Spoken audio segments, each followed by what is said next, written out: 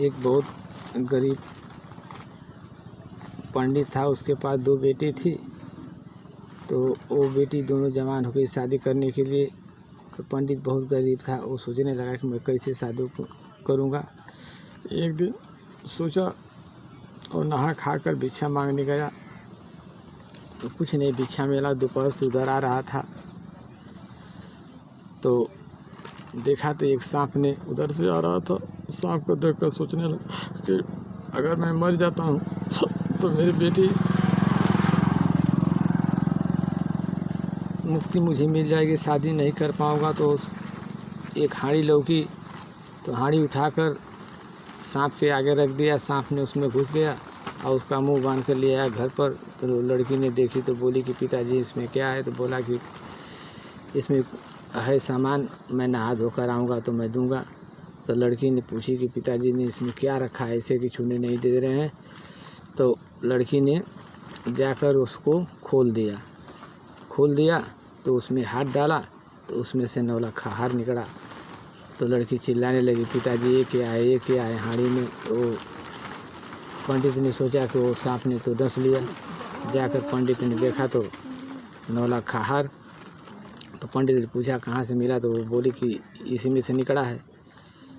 तो पंडित ने ले जाकर उसे बाज़ार में बेचने के गया। तो राजा का लड़का ने उसे खरीदा और पंडित जो उसके पैसा पाया धूमधाम से अपनी लड़की का दोनों का शादी कर दी।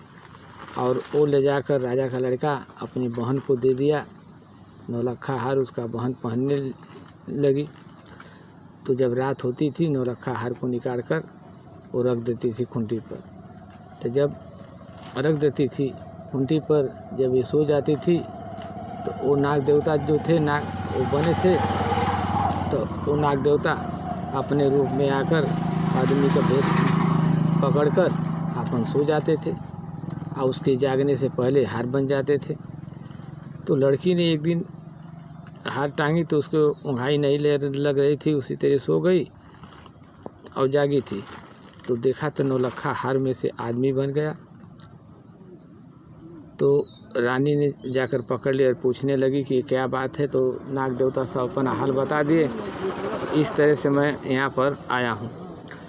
तो वो इतना नाग देवता सुंदर थे कि लड़की मोह गई, राजा से बोली और उससे बोली कि नहीं आपसे मैं शादी करूँगा।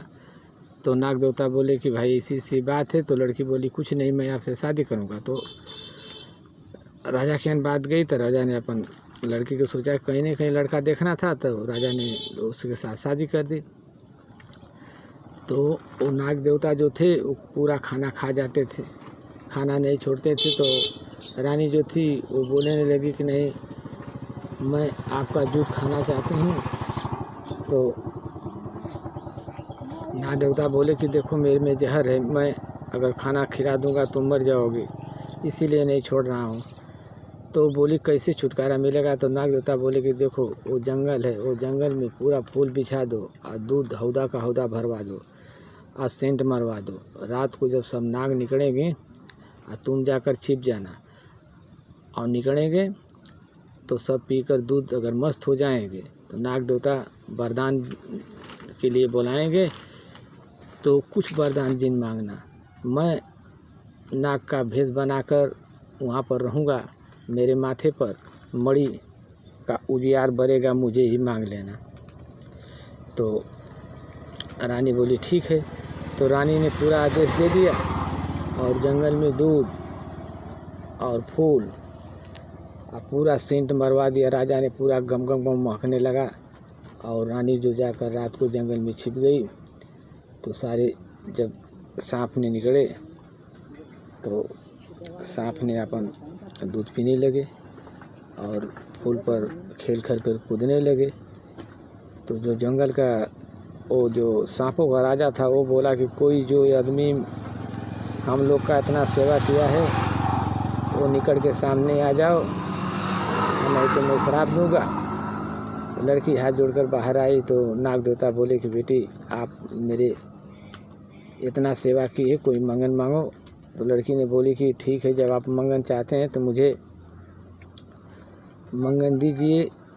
जो सांप के मणि बर रही है कपार पर वही चाहिए। तो नाग देवता बोले कि ठीक है भाई ले लो। तो जब वो दे दिए तो लड़की बोली कि महाराज इनका आप बिख भी हर लीजिए, नहीं तो मैं कैसे अपना घर जीवन बिताऊंगा। तो नाग देवता ने सारा बिख हर लिया। तो जब नाग देवता ने बिख जब हर लिया तो राजा और लड़की दोनों घर आए और आराम से अपन जीवन बिताने लगे।